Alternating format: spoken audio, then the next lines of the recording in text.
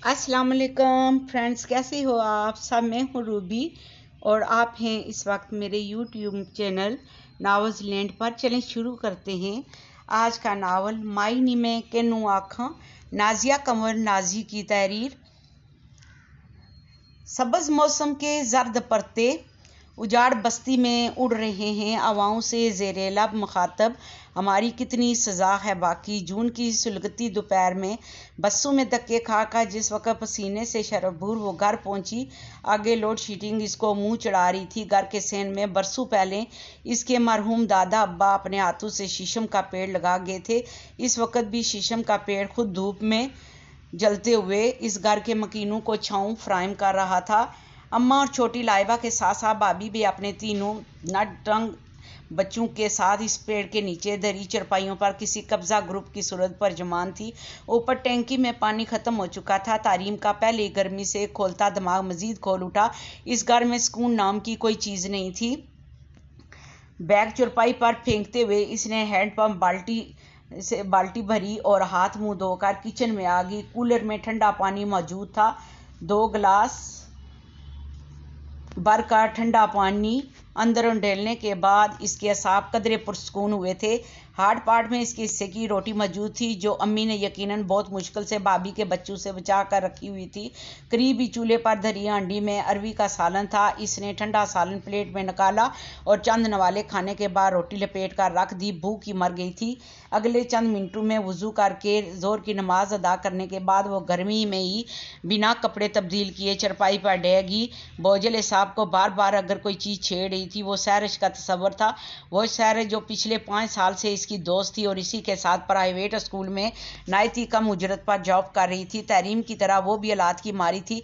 बस फ़र्क सिर्फ इतना था कि इसका बाप मर चुका था और तारीम का बाप जिंदा होते हुए भी इनके लिए मुर्दा से कम नहीं था। दोनों अक्सर ब्रेक में एक दूसरे के साथ अपने दुख सुख शेयर किया करती थी, मगर अब वही बात बात पर घंटू रोने वाली सैरिश सरतापा पैर बदल गई थी। ना सिर्फ वो बदल गई थी बल्कि इसकी तकदीर भी बदल गई थी।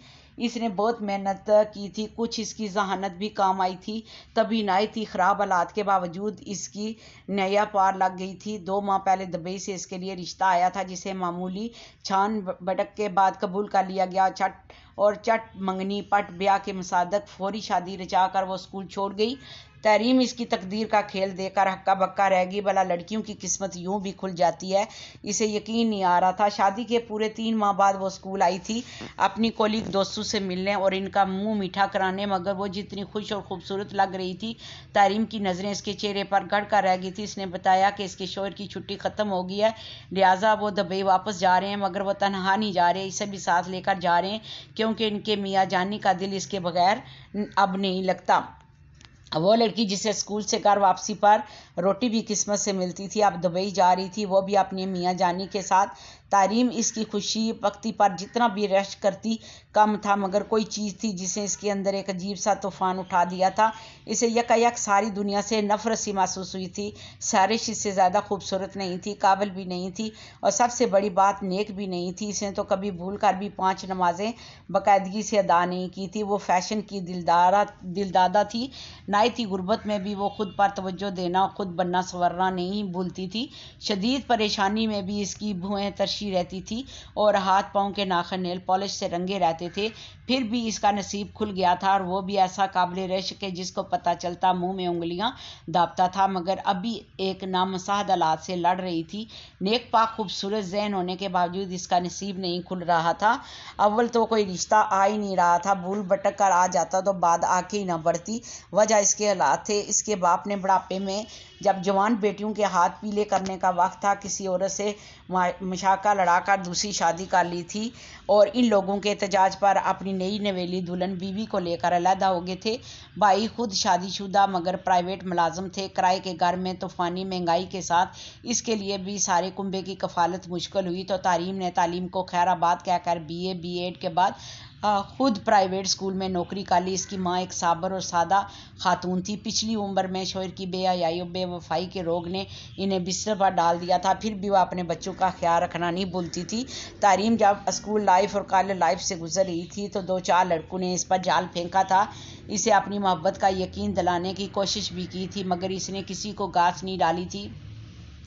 खतरनाक उम्र में भी अपने बाप और भाई की इज्जत के लिए इसने अपने जज्बात पर कड़े बंद बांधे रखे थे। मगर जैसे जैसे वक्त गुजरता गया वो तनहा होती गई, उसके ख्वाब गिरदलोत होते गए। अब तो दूर दूर तक इसकी ज़िंदगी में कोई लड़का नहीं था, मगर आप चाहती थी कि इसकी ज़िंदगी में कोई हो जो इसकी रूखी फीकी बेरौनक ज़िंदगी में ख्वाब भरकर इसे रंगीन बनाए, इसे दुनिया का नया पहरान अता करे।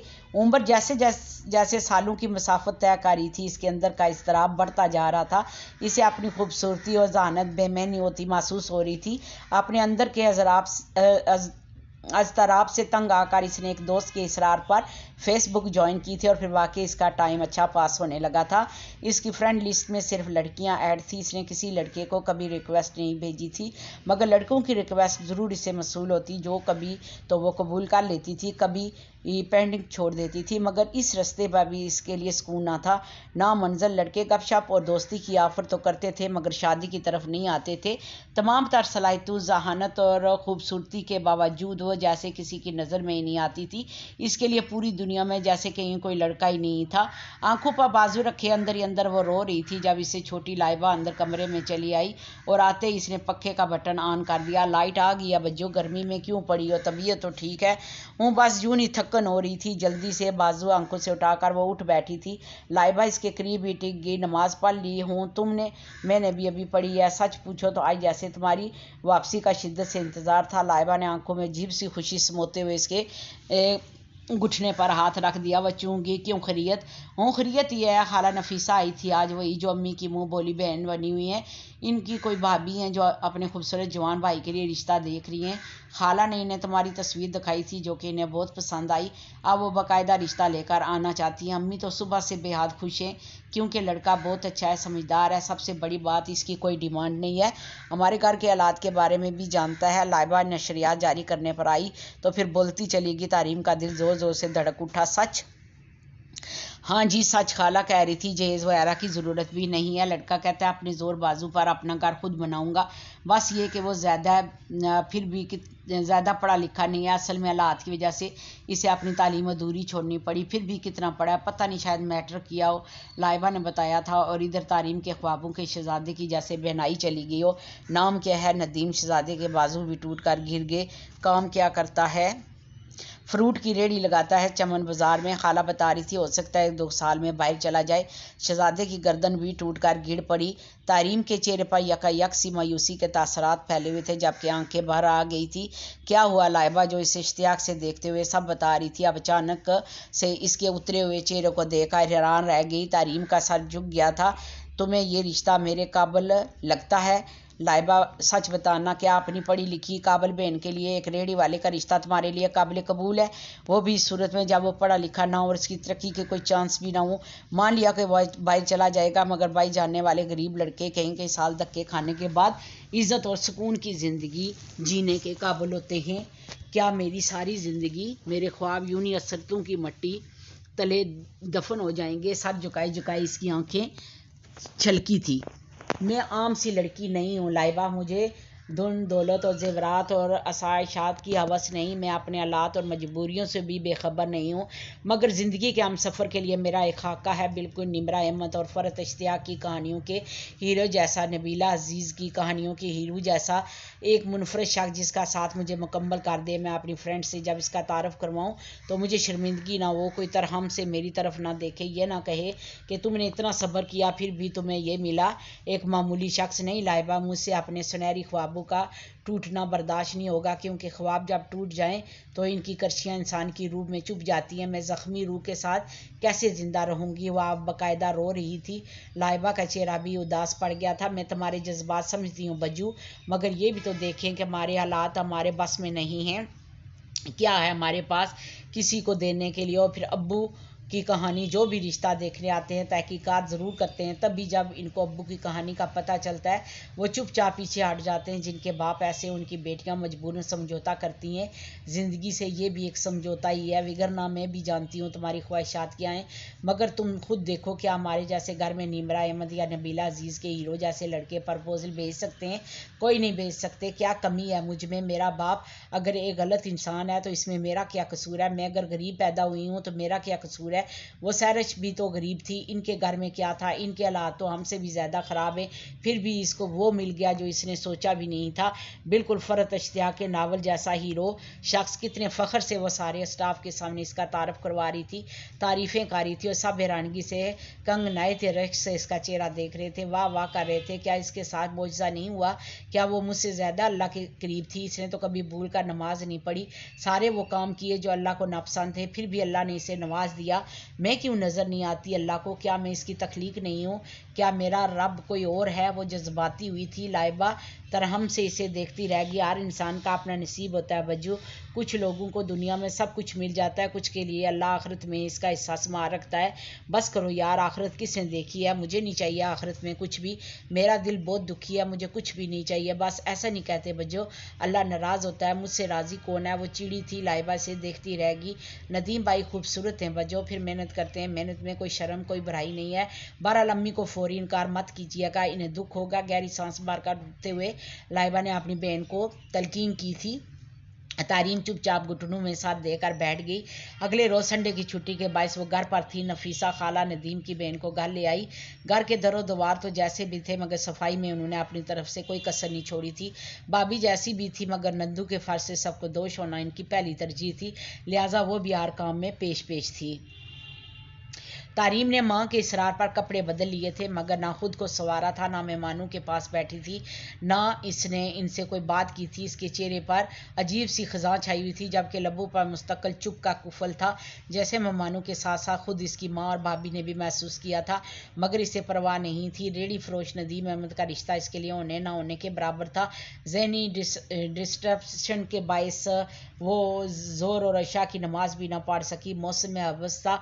रात के खाने बाद सब छत पर सोने चले गए, मगर वो बच्चों की टेस्ट कापियाँ चेक करने के बहाने शीशम के पेड़ तले बैठी खामोशी से रोती रही।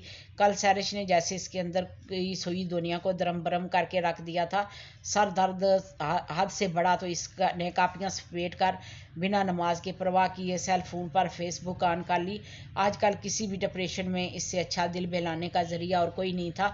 असफ़ माबूल इनबॉक्स में कहीं दोस्तों के पैगामात इसकी तवज्जो के मुंतज़र थे। तारीम ने सरसरी सी नज़र डालने के बाद तवज्जो टाली, मगर इसी वक्त इसकी नज़र अब्दुल हादी नामी शख्स के पैगाम पर पड़ी थी और वह ठटक गई थी। वो शख्स इसकी फ्रेंड लिस्ट में था, मगर पिछले 3 माह से कभी कभार सलाम का पैगाम आ जाता था, जिसे वह आदत के मुताबिक नज़रअंदाज कर देती। ताहम इस वक्त वह नज़रअंदाज नहीं कर सकी। सलाम के बाद इसे बस एक जुमला लिखा था, आप इतनी सादा और उदास क्यों रहती हैं? वो हैरान रह गया। ऐसा पैगाम तो आज तक मसूल नहीं हुआ था। भला ये शख्स इसे कैसे जानता था? फ़ौरन से बेशतर सारे सवालों को जहन से झटकर इस शख्स की प्रोफाइल चेक की थी। वो एक खूबसूरत शख्स था, बेहद पुरकशिश और पढ़ा लिखा, दुबई में जॉब करता था। अपनी प्रोफाइल में इसने अपने दोस्तों की और चंद दिगर तस्वीर भी शेयर कर रखी थी, जो तारीम ने बाद में इसकी फ्रेंड लिस्ट में शामिल होने के बाद देखी थी, क्योंकि इस शख्स ने अपनी प्राइवेसी सिक्योर कर रखी थी। तारीम को वो हो बू फ़रहत अश्तियाक और नबीला अजीज़ के नावल के हीरो किस तरह लगा था। तभी ना चाहते भी इसने इसके पैगाम के जवाब में लिख दिया था, वालेकुम सलाम, मुझे कैसे जानते हैं?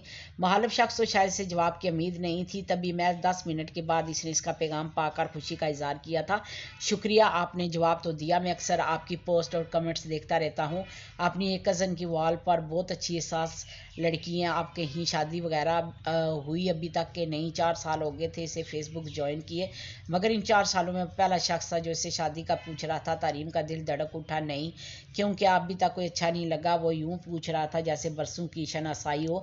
तारीम चाहते हुए भी इसे नज़रअंदाज नहीं कर पाई। नहीं, मैं बहुत मुनफरद सी अफसानवी लड़की हूँ, मेरी पसंद के मेयार पर कोई आम शख्स नहीं उतर सकता, इसलिए शायद मेरे ख्वाब एक पसंदीदा हम सफ़र लिए कभी पूरे ना हों। आप ऐसा क्यों कह रही हैं? इसे शायद इसकी मायूसी से हौसला मिला। ख्वाब अगर पूरे भी हो जाएं तो क्या जाना एक दिन मट्टी में। मैं आप में इंटरेस्ट हूँ, आप बिल्कुल मेरी पसंद के मेयार पर पूरी उतरी हैं, इसलिए मैं आपको प्रपोज़ करना चाहता हूँ। प्लीज़ मुझे गलत मत समझिएगा, मैं फ्लडी या फ्रॉड नहीं हूँ, ज़िम्मेदार शख्स हूँ, मैच्योर हूँ, दुबई में सेटल हूँ, इंसान हूँ, फरिश्ता हरगिज़ नहीं हूँ और ना ही खुद को परफेक्ट समझता हूँ। आप मेरे बारे में सोच लें, मैं आपके जवाब का इंतज़ार करूँगा। नबीला अजीज़ के नावल्स के हीरो जैसा वो खोबरू शख्स कह रहा था, और तारीम जो आम लोगों में यूं कभी किसी को मुँह लगाने का सोच भी नहीं सकती थी। ख्वाहिशात के बाहों में इसके कदम उखड़ गए। 27 साल की उम्र में लोगों की तरफ से रोज़ शादी का स्वाद सुन सका इसका दिल बेजार हो गया था। अंदर कहीं मायूसी उतरने लगी थी। थी, तब भी शायद कपकपाती उंगलियों से इसने लिखा था, मैं जिसे जानती नहीं इसके बारे में मैं कोई राय कैसे दे सकती हूँ। आप यकीनन मुझे नहीं जानती, मगर हम एक दूसरे को जान सकते हैं। बहुत दुख है मेरी ज़िंदगी में, मैं चाहता आप मेरी और मैं आपका हम सफ़र बनूँ। आप मेरे दुख समेटे, मुझे सहारा दें और मैं आपके ख्वाब पूरे करूं, आपको ढेर सारी खुशियां दूं। मगर मैं आप पर फौरी कैसे एतबार कर सकती हूँ? ऐसे तो कोई भी लड़का किसी भी लड़की को प्रपोज कर सकता है, फिर मैं तो बहुत मुख्तलिफ सी लड़की हूँ, पता नहीं मैं आपके साथ चल पाऊँगी कि नहीं। प्लीज़ ऐसा मत कहें, मेरे खलूस और नीयत पर शक मत करें। कोई लड़का यूँ किसी लड़की को प्रपोज नहीं कर सकता जब तक कि इसके साथ संजीदा ना हो। जहाँ तक मुझ पर एतबार की बात है तो हमारी फैमिली में आज तक निकाह हो जाए तो तलाक का सवाल ही पैदा नहीं होता। बाकी मैं अनजान ज़रूर हूँ, मगर एक बात कह सकता हूँ, मेरा आपसे वादा है, अगर आप हाँ कर दें तो मैं निकाह मदीना मुनव्वरा में करूँगा, जहाँ से सारी ज़िंदगी के लिए रहमतें और बरकतें हमारे साथ देंगी। इससे बड़ी सच्चाई की मेरे पास कोई गारंटी नहीं है। तारीम का दिल एक मरतबा फिर ज़ोर से धड़का था। क्या वाकई जैसी मामूली लड़की पर तकदीर इतनी मेहरबान हो सकती है कि कोई अपने इखलास के लिए हमारे प्यारे नबी सल्लल्लाहु अलैहि वसल्लम के घर की गारंटी दे रहा था। पहली बार इशा की नमाज कज़ा होने पर इसे कोई अफसोस नहीं हुआ था। रात काफ़ी हो गई थी, मगर इसे परवाह नहीं थी। सेल का चार्ज ख़त्म ना होता तो शायद वो पूरी रात यूं ही इसका इंटरव्यू लेती रहती। इस रात वो एक पल के लिए भी नहीं सो सकी थी। सरूर ही इतना था, बेयकीनी ऐसी थी कि इसे किसी तौर पर यकीन नहीं आ रहा था कि कुदरत इस पर यूं मेहरबान भी हो सकती है। यूं कोई अजनबी अनजान शख्स बिना इसे जाने परखे इसे प्रपोज भी कर सकता है। दिल में जहाँ खुशी थी वही ये खौफ भी था कि कहीं कोई इसे बेवकूफ़ बनाकर इसकी सादगी से फ़ायदा ही ना उठा रहा हो। भला इस जैसी सादा दिल लड़की को बेवकूफ़ बनाना कौन सी मुश्किल बात थी। सारी खुशफहमियाँ और ख़दशात अपनी जगह, मगर वो रात इसकी ज़िंदगी की सबसे खूबसूरत रात थी। इसे लगा जैसे कुदरत ने इसकी रूखी फीकी बेरौनक ज़िंदगी में ताज़ा बहार की मानिंद कोई दरीचा वाह कर दिया हो। इसकी ज़ात के अंधेरों को कोई रोज़न मिल गया हो। स्कूल में भी सारा दिन वो बेहद खुश रही। दोपहर में बस का सफ़र और गर्मी भी इसे बुरी नहीं लगी थी। घर वापसी पर रोज़ की तरह रोड शीनिंग ने भी इसका मूड ऑफ नहीं किया था। दिन भर की मसरूफियात के बाद रात में वो फिर ऑनलाइन था। कैसी हो? फाइन। क्या करी हो? कुछ नहीं, अभी ईशा की नमाज़ पढ़ी है। माशाल्लाह। और क्या करती हैं आप? कुछ ख़ास नहीं, शहर में एक मकामी स्कूल में पढ़ाती हूँ। गुड। शौकिया पढ़ाती हैं या नहीं? शौकिया नहीं पढ़ाती, अल्लाह से मजबूर होकर पढ़ाती हूँ। वो इसे आजमाने के लिए इससे कोई भी बात छुपाना नहीं चाहती थी। दूसरी तरफ इसने उदासी वाला आइकॉन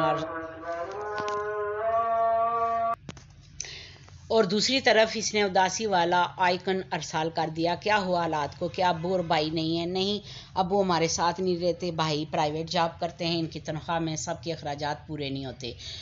हो वेल साइड। अब्बू साथ क्यों नहीं रहते? बस यूं नहीं, चंद साल पहले उन्होंने दूसरी शादी कर ली थी, इसलिए चले गए। Oh very tragic. काश मैं इस वक्त आपके पास होता तो अपने बाजू आपके गिर्द फैलाकर आपको खुद में समेट लेता। इतनी प्यारी सी लड़की गमगीन अच्छी नहीं लगती। आप कैसे जानते हैं कि मैं प्यारी हूँ? मैं नहीं जानता, मेरा दिल जानता है कि जो इसे अच्छी लगी है वो ज़रूर बहुत प्यारी होगी। ऐसे ही तो प्रपोज नहीं कर दिया आपको, इसने लिखा था। और तारीम का दिल ढेरों खुशी से भर गया। एक बात पूछूं, सच सच जवाब देंगी? अगले ही पल फिर पैगाम आया था। तारीम ने सर तकिए पर टिका दिया। जी पूछे। आप किसी को पसंद कर चुकी हो या तलाश अभी जारी है? जिस मौजू पर वो खुद से बात करना नहीं चाह रही थी, इसी मौजू पर वो खुद आ गया था। तारीम के अंदर तक सरशारी उतर गई थी। नहीं, मेरी कोई पसंद नहीं है।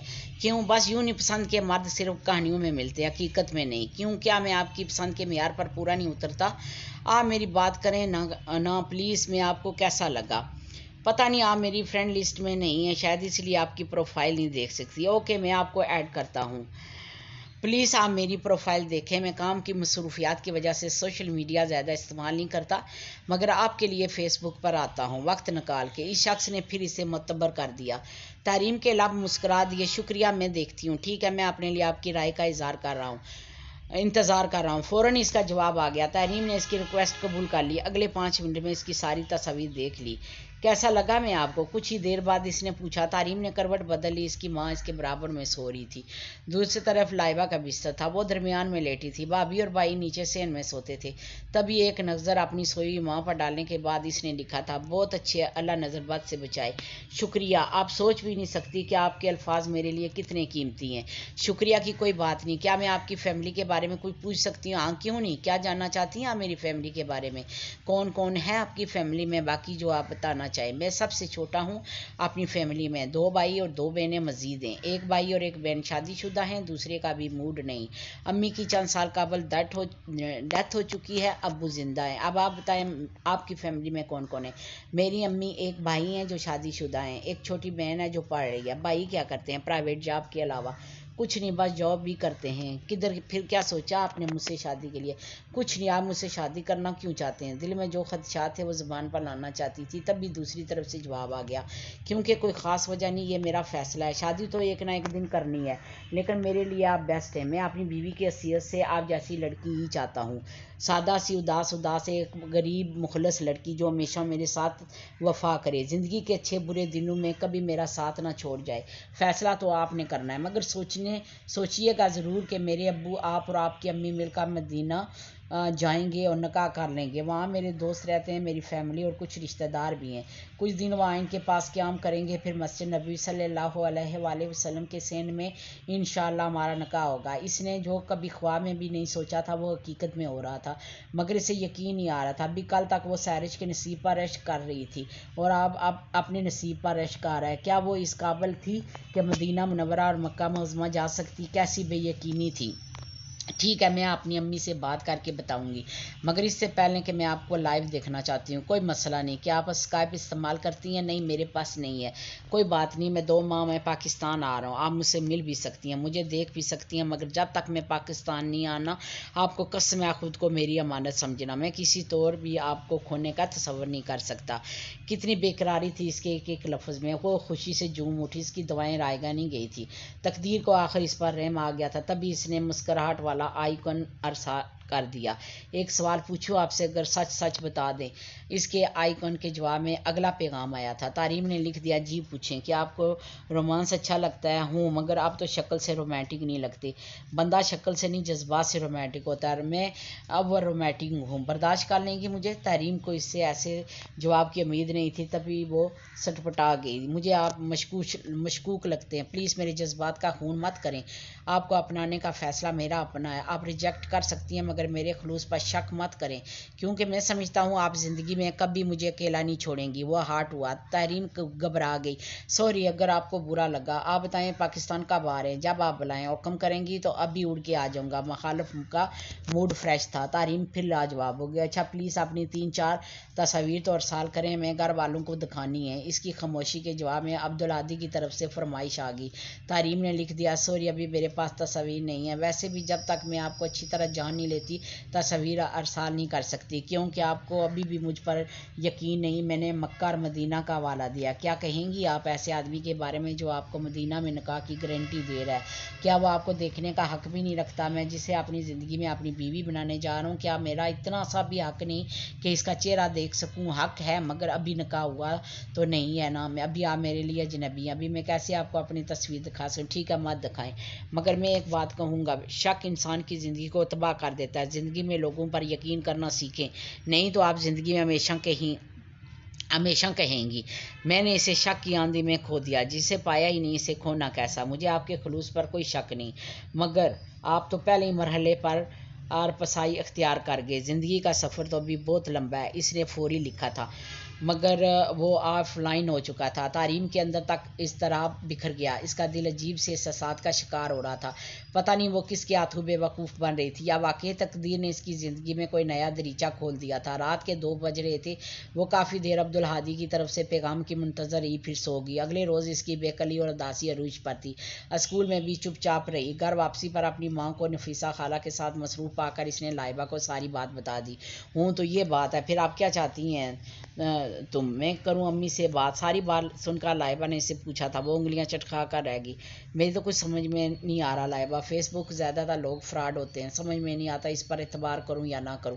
अगर इतबार करती हूं तो रसवाई का खदशा है, अगर नहीं करती तो इसे खोने का डर है, जो मैं किसी सूरत नहीं चाहती। वो शख्स वो मेरी तखलियाती हीरो जैसा है।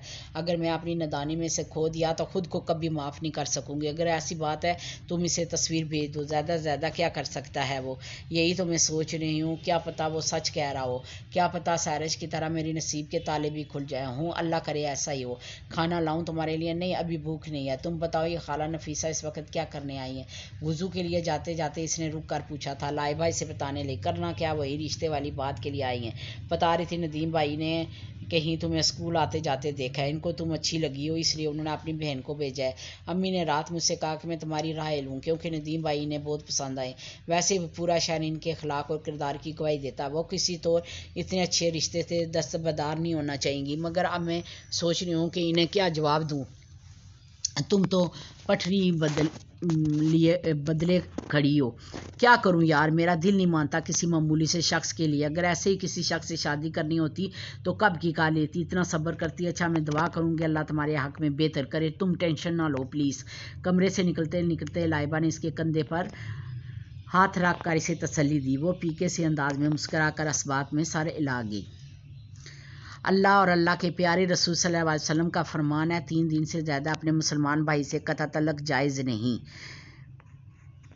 जो अल्लाह के लिए आजिज़ी इख्तियार करेगा अल्लाह इसको बुलंद कर देगा। मोहब्बत में तो वैसे भी अना नहीं होनी चाहिए। अगरचे आपने डायरेक्ट मेरे किरदार पर इल्ज़ाम लगाया था जो मुझे बहुत बुरा लगा। मैं मोहब्बत को अपनी अना पर कुर्बान नहीं कर सकता। I miss you. पूरे दिन बेयाद मसरूफ़ रहने की वजह से वो फेसबुक ऑन नहीं कर सकी थी, मगर रात में दिल के हाथों मजबूर जैसे इसने फेसबुक ऑन की इसका पैगाम सामने आ गया। वो शख्स इससे नाराज़ नहीं रह सका था। तारीम सारे दिन की थकन भूल गई। मुस्कुराते हुए इसने लिखा था, मेरी तो आपसे कोई नाराज़गी नहीं, आपने जो अच्छा लिखा आपने वो किया, आप मेरे पाबंद नहीं है। मैं पाबंद होना चाहता हूँ, तुम्हारे सारे जुमले हकूक अपने नाम करवाना चाहता हूँ, तुम्हारे हमेशा के कुर्ब का तलबगार हूँ, मेरा हाथ थाम लो प्लीज़। वो आइज़ी पर उतर आया था। तारीम का दिल जैसे किसी ने मुट्ठी में जगड़ लिया। क्या आप लड़की से जूनी महज चंद दिनों में क्लोज हो जाते हैं? वो इसे अपनी कमज़ोरी नहीं दिखाना चाहती थी, तब भी ऐसा सवाल पूछा जिसका जवाब इसे फौरी मसूल हुआ। ये अगले बंदे पर मुनस्सर है। मैं बहुत काइंड हूँ। यहाँ दुबई में बहुत दोस्त हैं मेरे, गर्ल्स भी हैं बॉयज़ भी हैं, मगर एक बैलेंस ज़िंदगी गुजार हूँ अल्हम्दुलिल्लाह हूँ। मुझे किरदार के मजबूत मर्द बहुत पसंद है। आप जब यहाँ दुबई में आएंगी तो आपको मेरे मेल और फीमेल फ्रेंड्स बता देंगे कि मेरा इनके साथ क्या रवैया है। आप जब गुड, मैंने बहुत हिम्मत और सब्र के साथ ज़िंदगी गुजारी है। मैं चाहती हूँ मैं जिससे शादी करूँ वो कोई आम शख्स ना हो। मुझे सिर्फ शोहर नहीं चाहिए बल्कि शोहर के रूप में एक ऐसा दोस्त चाहिए जो मेरा सब कुछ और मुझे अपना सब कुछ समझे। और ओ तारीम, तुम मेरी जान हो। आप मुझे इतना प्यार देना कि मैं दुनिया के हर दुख भूल जाऊँ। तुम नहीं जानती सब्र करना कितना मुश्किल है। हिजर के ये लम्हे अजीब सी आग बन का सीना जला रहे हैं। दिल करता है ये दूरी मिट जाए।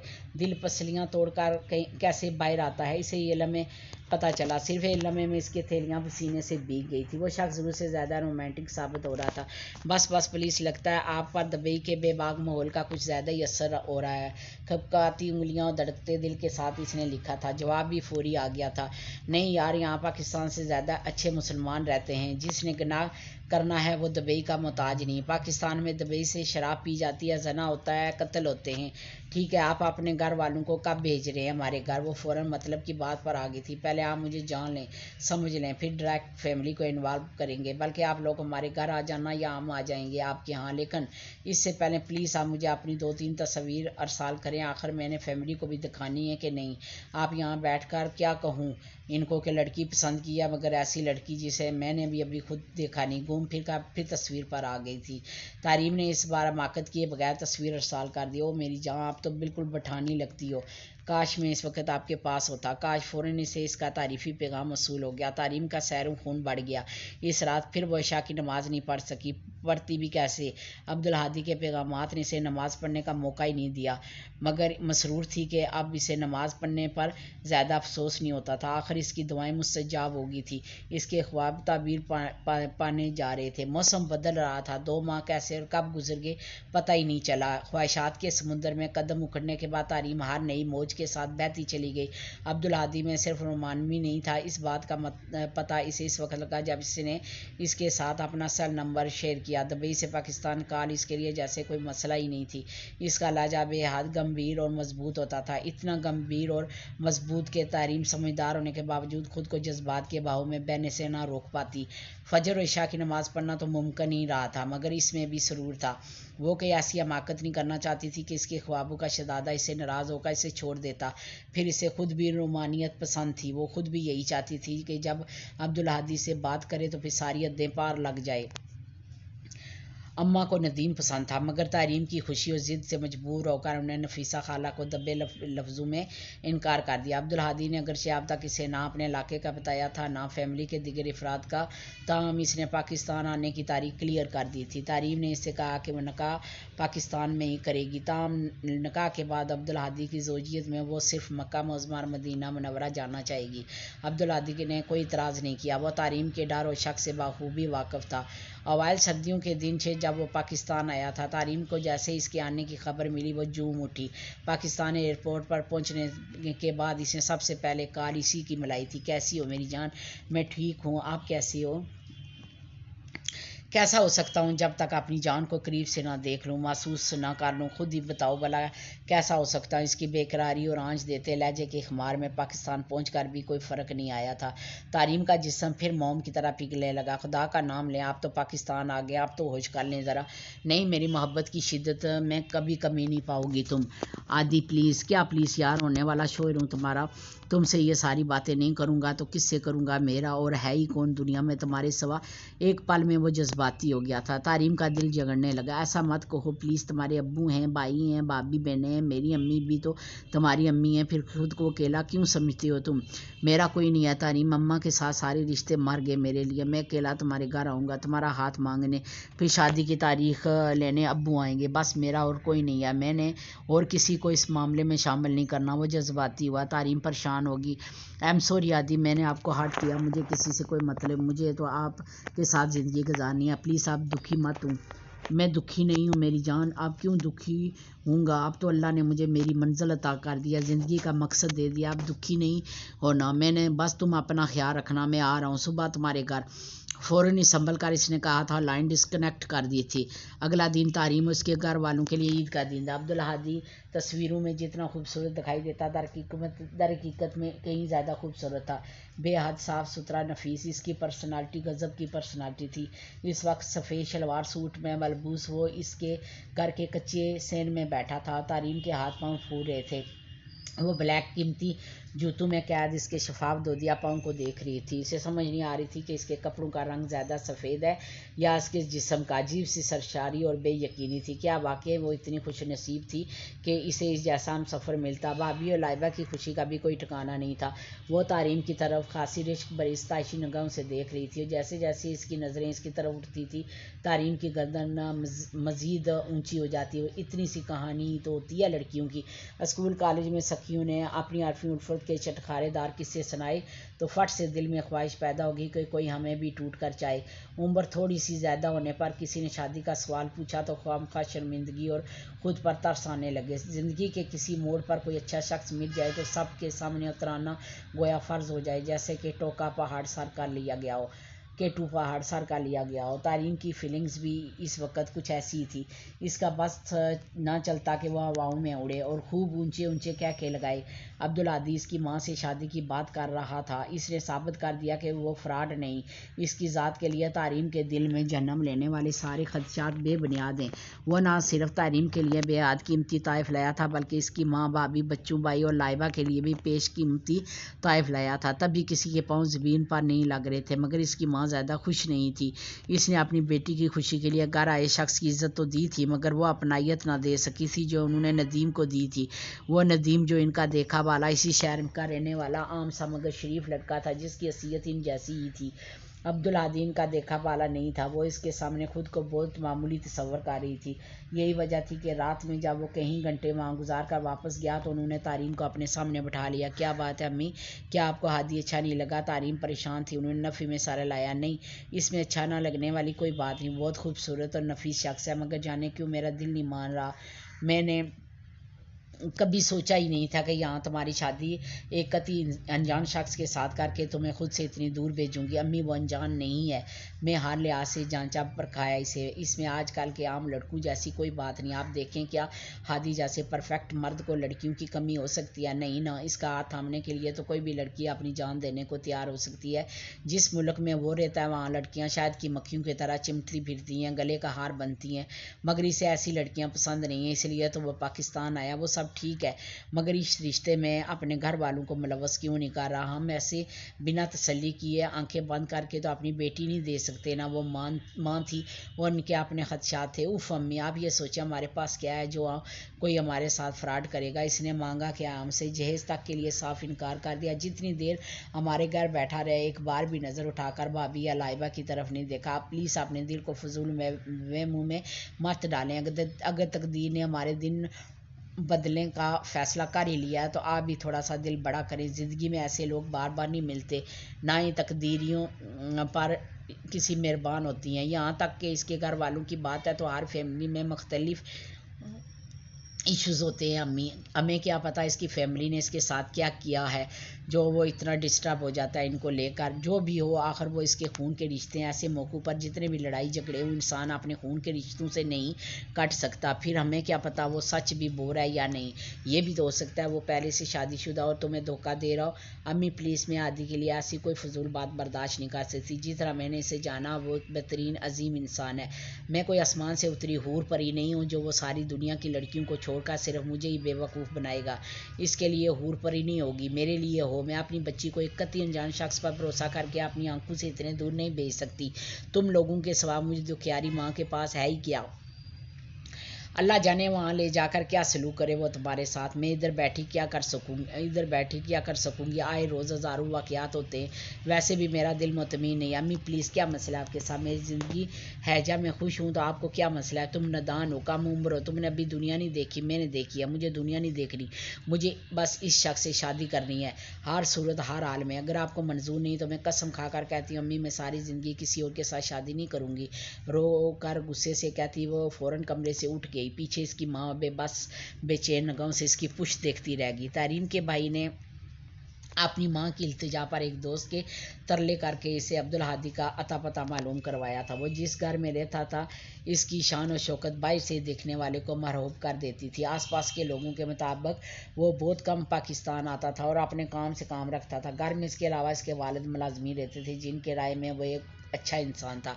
सुबह नाश्ते के बाद वो गाड़ी से लेकर निकलता और फिर रात की वापसी होती। किसी ने भी कभी इसके घर में कोई लड़की या औरत आते जाते नहीं देखी। हर तरह की तहकीक और तस्दीक के बाद इसने अपनी माँ को रिपोर्ट पेश कर दी, जिसके बाद तारीम की आंखों के जुगनू में मजीद इजाफा हो गया। भला जज्बों और ख्वाबों की दुनियावी बातें करने वाला वो शख्स फरेब हो भी कैसे सकता था? तभी इसने अपनी माँ को खासी मलामती निगाहों से देखा था।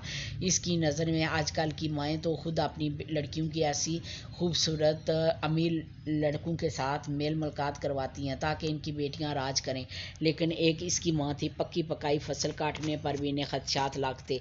शादी की सारी शॉपिंग आदि के पैसों से हुई थी। इसने तारीम से कहा था कि पहले वो सिर्फ निकाह करेगा, बाद में जब तारीम के दुबई के लिए कागजात बन गए, इसका वीज़ा कन्फर्म हो गया, तब वो रुखसती करवाएगा, क्योंकि तारीम के बगैर अब इसका गुजारा मुश्किल नहीं।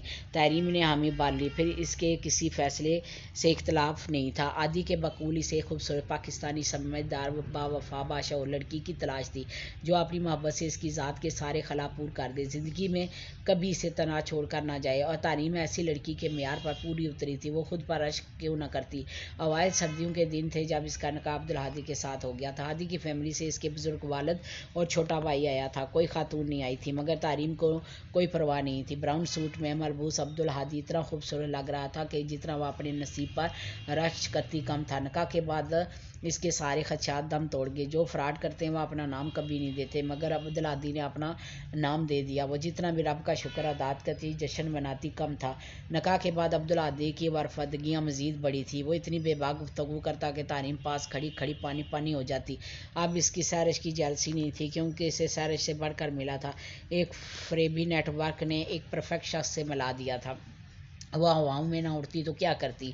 निकाह के चौथे रोज़ इसने स्कूल से रिज़ाइन कर दिया। ताहम वो 5 किलो मिठाई के साथ बिल्कुल सैरज की तरह अपनी कोलीग से अपनी खुशियाँ शेयर करना नहीं भूली थी।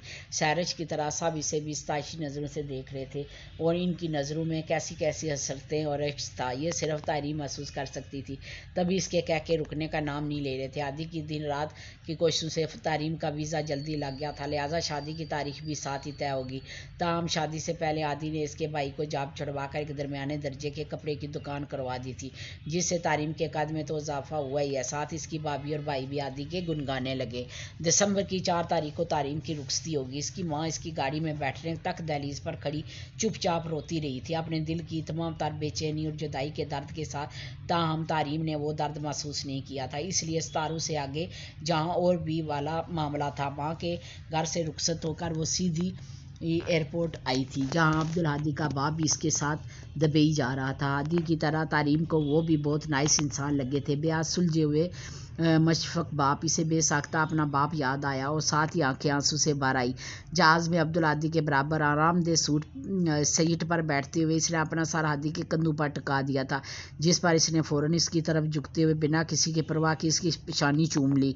ईशा की नमाज से कुछ देर पहले ही इसके कदमों ने दुबई की सरजमीन को छुआ था और अंदर कई अनोखे सांस से छिड़ गए थे। ज़िंदगी यखलख्ती ख्वाब हो गई थी, इसे अपनी आंखों पर यकीन ही नहीं आ रहा था। एक एक मंजर और चीज़ को बेयाद मुश्ताक निगाहों से देख रही थी और आदि इसकी इस बार फर्दगी पर ज़ेरे लाभ मुस्कुराते हुए इसे शरारती निगाहों से देख रहा था। 5 घंटों के मुसलसल सफ़र के बाद इसे इसके कमरे में आना नसीब हुआ था, जो इसका उजला अरूसी था। बेहद साफ़ सुथरा नफीस सा कमरा जो ख्वाबनाक लग रहा था। ताहम इसे फूलों से सजाने की जहमत नहीं की गई थी, शायद दुबई में पाकिस्तान वाले रिवाज नहीं थे। वो सज चलती बेड पर आ बैठी, आदि इसके साथ ही आया था। खुश होना जगमगाती निगाहों से इसकी खूबसूरत आंखों को देखते हुए इसने पूछा था। तारीम ने ऐसे इस बात में सारा ला दिया। गुड, अब खुद को तैयार कर लो, मैं थोड़ी देर में वापस आता हूँ। मेरे आते ही तुम्हारी क्लास शुरू हो जाएगी। आज के बाद सुबह 4 बजे से पहले सोना भूल जाओगे तुम। इसे बाजू से पकड़कर खुद में जज़ब करते हुए इसने गोया इतला दी थी। तारीम के पूरे जिस्म में करंट सा दौड़ गया। इस शख्स की कुर्बत और जज्बों में बहुत शिद्दत थी। तारीम के लबों को जैसे कुफर लग गया। मेरा साथ दोगी ना, वो बेखुद हो रहा था। तारीम की जान निकलने लगी। हूँ जाने कैसे इसने कहा था। Thank you. इसके इकरार पर पूरी शिद्दत से इसकी पेशानी चूमते हुए वो पीछे हटा था और फिर फ़ौरन पलट कर कमरे से बाहर निकल गया था। तारीम अगले 25-30 मिनट तक अपनी सांसें हमवार करती रही। इसका जिस्म जैसे एक कान देखी सी आग में जलने लगा। पूरे 2 घंटे के बाद रात के खाने के साथ इसकी वापसी हुई थी। तारीम ने भूख न होने के बावजूद इसका साथ देने के लिए थोड़ा सा खाना खा लिया। खाने के बाद ब्यूटिशियन आ गई तो वो तैयार होने चल दी। दुबई के वक्त के मुताबिक 11:30 बजे वो तैयार हुई थी और ठीक 12 बजे आदि अपने दोस्तों को निपटा कर कमरे में इसके पास आया था। तारीम का दिल इसके करीब बैठते ही फिर बेकाबू होने लगा था। ताहम आदि का हाल इससे ज़्यादा बुरा था।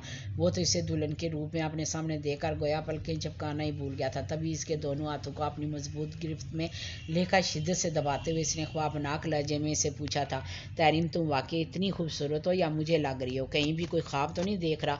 इसका लहजा ऐसा था कि तारीम की हथेलियाँ पसीने से भीग गई थी। बोलो ना यार, चुप क्यों हो? आज मेरे सब्र के पैमाने छलकने वाले हैं, जब्त के सारे बंद टूटने वाले हैं। आज चुप मत रहो प्लीज़। इसके चेहरे पर झुकते हुए इसने जैसे इल्तिजा की थी। तारीम ने आहिस्ता से आंखें बंद कर ली।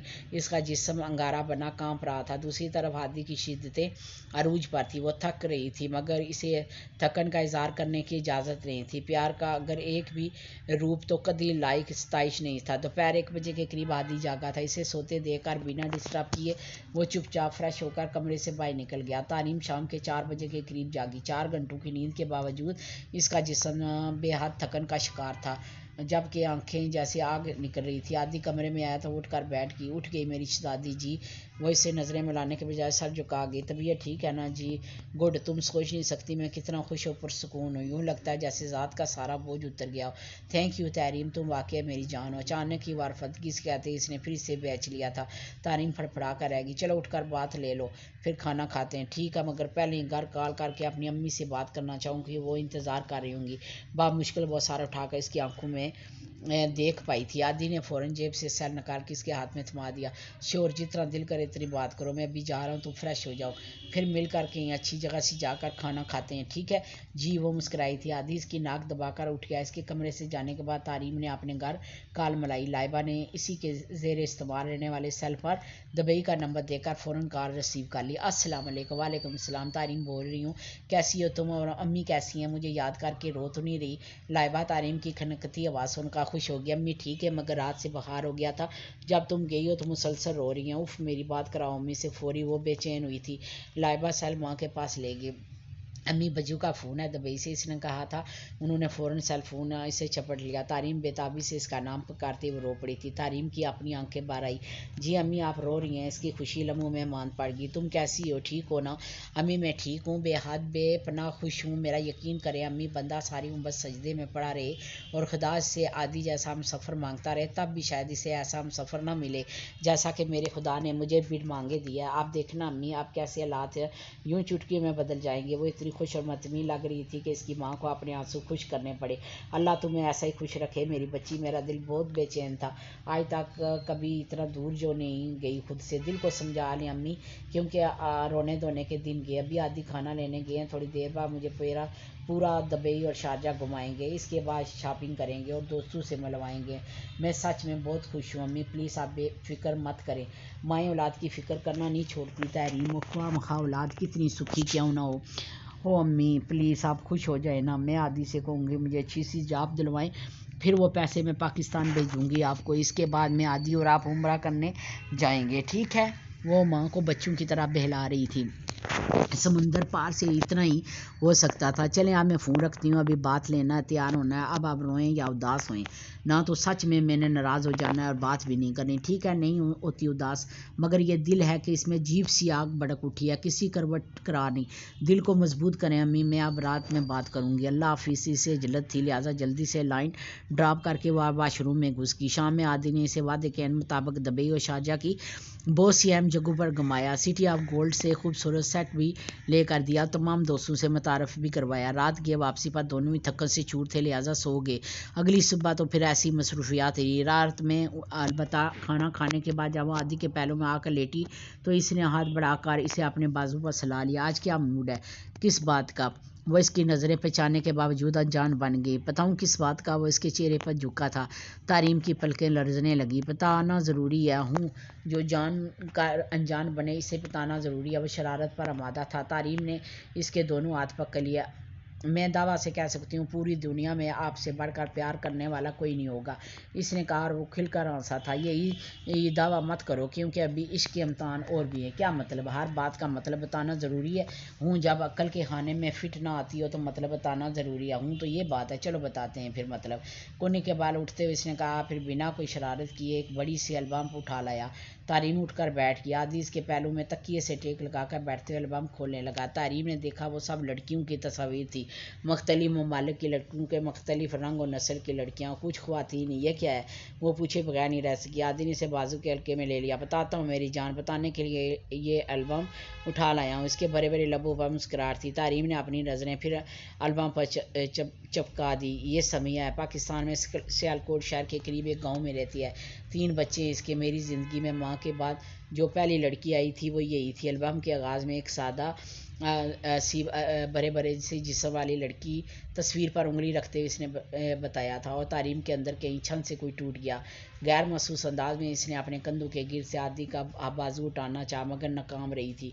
वो बता रहा था, बहुत चाहा था मैंने इसे। बड़ी गर्मियों की दोपहरों में बिना सूरज के तपश किए परवाह किए कई घंटे इसके स्कूल के बाहर खड़ा इसे सिर्फ एक नज़र देखने के लिए जलता रहता था। बहुत मारें भी खाई इसके लिए, दो बार जेल भी गया। सारे ज़माने की रसवाई मोल ली, अपने जिस्म सिगरेट से जला जला कर राख किया, मगर इससे मुझ पर रहम नहीं आया। और ये बिना मेरी दीवानगी मेरी मोहब्बत की परवाह किए मुझे छोड़कर किसी और के साथ भाग गई। मैं जैसे पागल हो गया था। अम्मी शुगर और ब्लड प्रेशर की मरीज़ा थी। मेरी हरकतों ने इनकी जान ले ली, और वो एक रात लाहौर के एमयू अस्पताल में शरीयान फटने के बायस चुपचाप हमेशा की नींद सो गई। अम्मी की मौत मेरे लिए ज़िंदगी का दूसरा बड़ा धक्का था, लिहाजा मैं आवारा गर्द हो गया। अब्बू ने समझाने की कोशिश की तो इनसे लड़ पड़ा। भाभी ने रोक टोक की तो एक रोज़ इसे पकड़ कर धो दिया। भाइयों के साथ भी मामला कत्ल गारत तक पहुँच गया था, तभी घर से निकाल दिया गया। मेरा एक दोस्त यहाँ दुबई में सेटल था, इसे मेरे हालात का इल्म हुआ तो इसने कोशिश करके मुझे यहाँ दुबई बुलवा लिया। यहाँ आकर मैंने एक नई दुनिया देखी, ऐसी दुनिया जिसका पाकिस्तान में तस्वर भी नहीं था। आहिस्ता आहिस्ता मैं इस माहौल का हिस्सा बन गया। तभी मेरे दोस्त ने मुझे किसी काम धंधे पर लगाने के बजाय एक नई राह दिखाई, तरक्की की राह, कामयाबी की राह, दौलत कमाने का शॉर्टकट रास्ता। अपने मखसूस अंदाज में ठहर ठहर कर वो इसे बताता जा रहा था। तारीम दम सादे सांस रोके सुनी जा रही थी। जानती हो शॉर्टकट रास्ता क्या था? नहीं, चलो मैं बताता हूँ। बेपरवाही से इसकी साख्त हुई आंखों में देखते हुए इसने अपनी बात जारी रखी। हम 5 दोस्तों का ग्रुप है। यहाँ एक बीवी इसकी किसी कज़न के साथ भाग गई थी। दूसरे की सौतेली माँ ने इसे बड़ा सताया। तीसरे की गर्लफ्रेंड बेवफा निकली और चौथा अपने घर वालों की बेइज्जती मुतफक्कर होकर इधर आया। ये जो लड़कियां तुम देख रही हो, ये सब लड़कियां हम 5 दोस्तों के अनथक मेहनत का समर है। दुबई के सख्त कानून के मुताबिक यहाँ किसी लड़की को बिना किसी महरम रिश्ते के लाना कदरे मुश्किल है, लिहाजा मजबूरन शादी का खेल रचा कर लाना पड़ता है। यहाँ फिर जो रईस हैं, इनके सामने मुख्तलिफ धर्म की कीमत लगाकर चंद घंटों के लिए पेश करना पड़ता है। आप समझ गई या ज़रा वो तफसील से समझाऊँ? वो गोश्त से पत्थर के मुजस्मे में तब्दील हो रही थी और इधर हादी यूं पर सुकून था जैसे कोई बात मैं नहीं ना रखती हो। चलो ज़रा तफसील से समझाता हूँ। असल में यहाँ दुबई में पाकिस्तानी लड़कियों की बहुत मांग है। यूँ समझ लो कि इन्हें ख़रीदना ज़्यादा पसंद किया जाता है। इंडियन, इंडोनेशिया, फिलिपाइन, श्रीलंका की लड़कियों की बेतात है, मगर इनकी इतनी मांग नहीं तो मजबूरन हम पाकिस्तानी लड़कियों को दाना डालते हैं। कभी फेसबुक पर, कभी स्काइप पर, कभी सेल फ़ोन पर और लाइव भी। कहीं ना कहीं कोई ना कोई फांसी जाती है। लड़कियाँ भी बेचारी क्या करें, पाकिस्तान के हालात ही ऐसे हैं। ऐसे हालात में मोहब्बत और शादी इनका सबसे बड़ा मसला है। हम इस मसले से फ़ायदा उठाकर अपना कारोबार चमकाते हैं। ये देखो, ये ग्रीन सूट वाली, ये अभी भी मेरी वाइफ है। 2 घंटों के 500 दिरहम लेता हूँ मैं। इसके बहुत फ़ायदा पहुँचाया इस मोहब्बत ने। तुम्हारी तरह ये भी हालात की मारी हुई 7 महीने थी। इसे किसी भी शादी नहीं हो रही थी। आपकी 3 की हो चुकी है, बाकी की तय हो रही है। कुछ पाने के लिए कुछ खोना तो पड़ता है ना। वो शख्स जो खुशबू का पैकर था फ़कत चंद लम्हों में गिद्ध बन गया था। वो तारीम की धुंधलाई आंखें इसका चेहरा भी ना देख पा रही थी, जो मुस्कुरा रहा था अपनी खुशबख्ती और इसकी बदनसीबी पर। और यार प्लीज़ रोना नहीं, यहाँ रोने से सिवाय नुकसान के कुछ हासिल नहीं होता। ये पिंक सूट वाली देखो, तुमसे ज़्यादा खूबसूरत, पढ़ी लिखी, समझदार थी। अभी पिछले साल डेथ हुई है इसकी। अमीर माँ बाप की बेटी थी, मगर मेरी मोहब्बत और जज्बों की शिद्दत के सामने कदम उखड़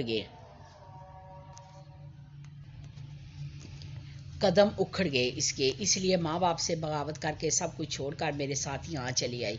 बहुत रोई थी शुरू में, भूख हड़ताल भी की, धमकियाँ भी दी, 2 बार चक्कर देकर फरार होने की कोशिशें भी की, मगर कामयाब ना हो सकी, हो भी नहीं सकती थी। हमारा नेटवर्क ही इतना मजबूत है कि जो चिड़िया हमारे जाल में फंस कर यहाँ आ जाए, इसे फिर मौत के सिवा और आई नसीब ही नहीं होती। यकीन ना आए तो आजमा कर देख लेना।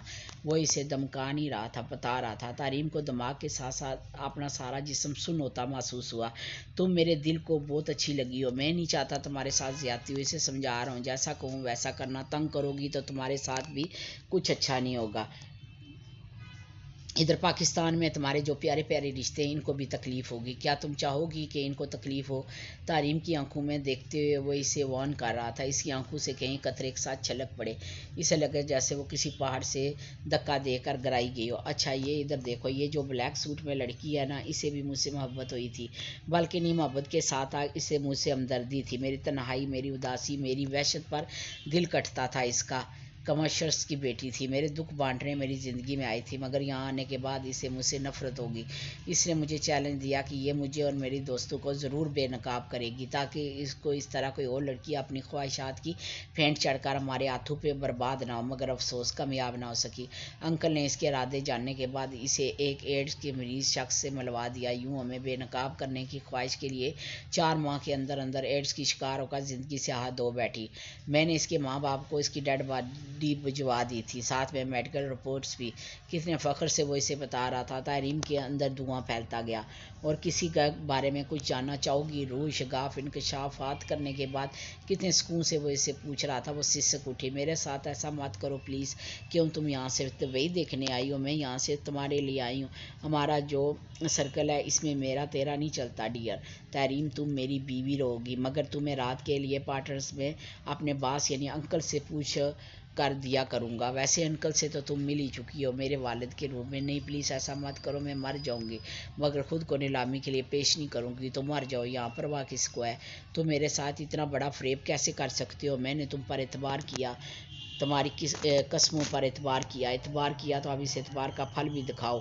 ज़्यादा बक बक की तो बर्दाश्त नहीं करूँगा। एक पल में इसके तेवर बदले थे। फिर से पहले को मज़ीद एहतजाज करती वो उठकर कमरे से बाहर निकल गया था। सर्दियाँ अपने जौबन पर थी। दुबई फिश मार्केट में मछली और सेल में फ़रोख्त हो रही थी। वो गाड़ी से उतरी और मुताद कदम से चलती हुई सामने वाली बड़ी मछली की एक कतार की तरफ चली आई, जहां इस जैसे अबाया में ही मलबूस एक और लड़की एक खबरों से पाकिस्तानी सेलमैन से कह रही थी, भाई 2 किलो झींगे मिलेंगे। नहीं, ये होल सेल है, यहाँ 2 किलो कोई चीज़ नहीं मिलती। सेल्समैन ने इस लड़की को सफ़ा चट जवाब दे दिया। तारीम के कदमों की रफ्तार सुस्त पड़ गई। प्लीज़ दे दे, मैं ज़्यादा ख़रीदने की इस्तात नहीं रखती, मेहरबानी होगी प्लीज़। वो आईसी पर उतर आई थी। तारीम की समातों में जैसे घंटियाँ सी बजने लगी। सैरश जूनी अब हाँ में कपाती आवाज़ ने इसके लड़की को पुकारा था और जैसे करंट खाकर पलटी थी। साथ ही मछलियाँ फ़रोख्त करते नौजवान ने चूम कर इसे देखा था और जैसे ठटक गया था। दुबई की फ़िज़ाओं में पूरे 5 साल के बाद वो कभी यूँ आन मिलेगी इसे सोचा भी नहीं था। तारीम इसके सामने खड़ी पाकिस्तानी लड़की पलटी थी और इसकी अंदाजे और गुमान की तस्दीक हो गई थी। वो वही तारीम थी जिसे इसने चाहा और प्रपोज किया था, मगर वो इसकी ना हो सकी थी। आज जबकि वह लखपति था, वो सिर्फ 2 किलो मछली खरीदने की इस्तात भी नहीं रखती थी। इसकी आंखों में निमी छलकी थी, मगर फ़ौरन रुख फेर कर दूसरे गायकों की तरह मुतवज्जो हो गया था। तारीम इसे नहीं पहचान पाई थी, वो नदीम था। तारीम तुम यहाँ कैसे भीगी पलकू से? तारीम के हाथ चूमते हुए सैरिश ने इसे पूछा। जवाब में इसकी आंखें भी भर आई। बस हालात ले आई। तुम सुनाओ कैसी हो सकती हूँ? सोने के पिंजरे में लम्हा लम्हा जीने मरने वाली बस बेबस चिड़िया कैसी हो सकती है? क्या मतलब? मैं समझी नहीं। वो चौंकी थी। सैरिश ने आंसू पूछ लिए। मैं तुम्हें यूँ सरेराह समझा भी नहीं सकती तारीम, मेरी निगरानी हो रही है। बस इतना समझ लो कि ज़िंदगी बर्बाद हो गया। कोई दौलत के सैर में अपना नाम देकर लूट लिया और यहाँ लाकर गुनाह की दलदल में धकेल दिया। यूँ कि वापसी की सारी राहें मुस्तदूद हो गई हैं। सैरिश के लहजे में कर्ब की आँच थी। इसकी बिलोरी आंखें नकाब के अंदर बिन बादल बरसने लगी थी। तारीम के दिल को ज़बरदस्त दचका लगा। बहुत कोशिश की खुद को बचाने की, बहुत हाथ पार मारे, ना बच सकी। अब तो हिम्मत ही नहीं रही। अंदर कहीं ज़िंदगी जैसी मर गई है। खैर चलती हूँ, वो लोग यही कहीं आसपास होंगे। अचानक ही घबरा कर इसके हाथों को पूरी शिद्दत से दबाते हुए इसके हाथों से हाथ छड़ाती, तेज तेज कदम बढ़ाते एक तरफ को निकल गई। पीछे तारीम यूं ठहराई आंखों से देखती रह गई, जैसे काफिला गुजर गया और पीछे सिर उड़ती हुई धूल बाकी रह गई हो। वो भी इस राह की मुसाफिर थी कि जिस राह ने तारीम से इसकी ज़िंदगी का मकसद छीन लिया था। बड़ा गहरा वार किया था तकदीर ने कि वो जिस लड़की के नसीब पर रश करती थी, इसे भी वैसा ही नसीब मिल गया था। इसने कहा था मुझे नहीं चाहिए आखिरत में कुछ, और वक्त के देवता ने जैसे ये जुमला उच्चक लिया था। अब्दुल हादी के बाद इसकी इज्जत का जनाजा निकालने वाला वही शख्स था जिसे हादी ने पाकिस्तान में अपना बाप मुतारफ़ करवाया था, मगर दुबई में वो इसका बॉस और अंकल था। इसी रात इसकी इल्तिजा पर हादी ने इसे पाकिस्तान कॉल मिला कर दी थी। अस्सलाम वालेकुम बज्जो, कैसी हो? असब तवक्को कॉल उठाने वाली लाइबा थी।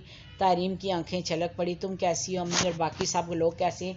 सब ठीक और खुशबाश हैं। आपको पता है नदीम भाई ने मुझे प्रपोज़ किया और अम्मी ने इस पर इनकार नहीं किया। आखिर को नदीम भाई इनके दिल को लगते थे। अब तो आदि भाई की तरह इनका भी दुबई में लाखों का कारोबार है। फ़िश मार्केट में होल सेल में मछली फ़रोख्त करते हैं। सब खुश हैं बच्चों। पिछले हफ्ते अब्बू की दूसरी बीवी भी ने धोखा देकर भाग गई। बहुत पशमान थे अब्बू, इधर ही आ गए हैं। काश आप यहाँ होती तो देखती कैसे हमारे सब रिश्तेदार जल जल कर मर रहे हैं। चची लोगों की तो ज़ुबान नहीं सूखती। तुम्हारे नसीब पर रश करके बड़े बल्ले बल्ले हुए पड़ी है। तुम्हारी यहाँ भाई का कारोबार भी अच्छा चल पड़ा है। सच कहती हूँ बज्जो, अल्लाह तुम जैसा नसीबार बेटी को दे। नहीं अल्लाह ना करे। लाइबा की दुआ पर इसने देल कर दिल में कहा था। फिर खुश्क लबों पर ज़बान फेरते बाप मुश्किल बोली थी, अम्मी कहाँ हैं? नमाज़ पढ़ रही हैं। अभी सलाम फेरती हैं तो बात करवाती हूँ। जब तुम गई हो बज्जो, अम्मी हर वक्त तुम्हारी बातें करती रहती हैं, तुम्हें याद करके रोती रहती हैं। 5 साल हो गए तुम्हारी शादी को, मगर अम्मी की चुप नहीं टूटी। हर वक्त उदास रहती हैं, तुम्हारे लिए दुआएं मांगती हैं, मसल्ले पर बैठी रहती हैं, बस यही कहती हैं मेरे दिल को सुकून नहीं है, मेरा अंदर जल रहा है। अब इतनी खुशियाँ होने के बाद भी पता नहीं क्यों इनके दिल को सुकून नहीं है, क्यों उनका दिल जलता रहता है। लाइबा इससे इसकी माँ की शिकायत कर रही थी। तारीम के लिए अपनी सिसकियों को रोकना महाल हो गया। अजीब सिग्नल होते हैं माँओं के दिलों के। समुंदर पार बैठकर भी इन्हें अपने बच्चों के दुखों का पता चल जाता है। इसके आंसू मजीद रवानी से बहने लगे। अम्मी का ख्याल रखा करो लाइबा, मैं यहाँ बहुत खुश हूँ। आदि मेरा बहुत बहुत ख्याल रखते हैं, जानती हूँ बज्जो आदि भाई जैसा आइडियल शख्स तो पूरी दुनिया में दूसरा कोई भी नहीं हो सकता हूँ। अच्छा मैं फ़ोन रखती हूँ, क्रिएटर ख़त्म हो रहा है। अम्मी को मेरा सलाम कहना और एक रिक्वेस्ट भी करना।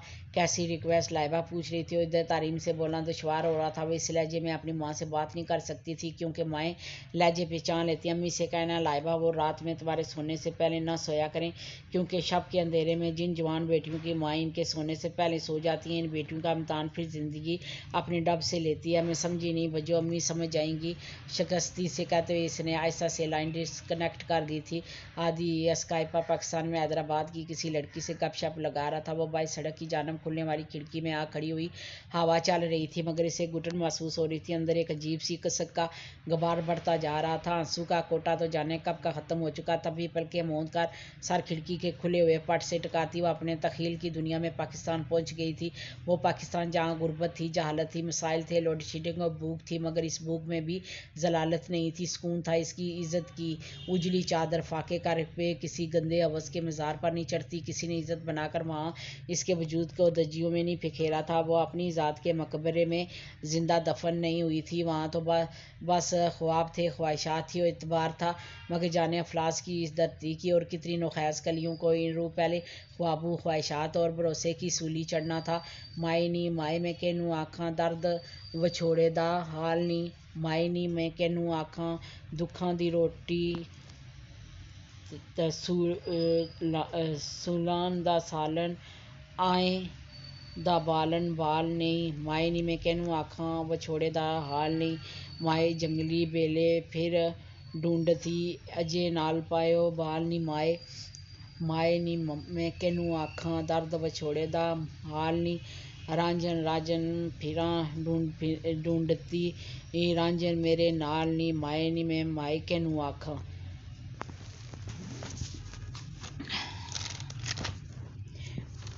जी तो दोस्तों यहाँ ख़त्म होता है ये खूबसूरत सा नावल। आपको ये नावल कैसा लगा मुझे कमेंट सेक्शन में ज़रूर बताएं। जल्द मिलेंगे एक और नावल के साथ, तब तक के लिए मुझे दें इजाज़त और अपनी दुआओं में याद रखें। खुदा हाफिज़।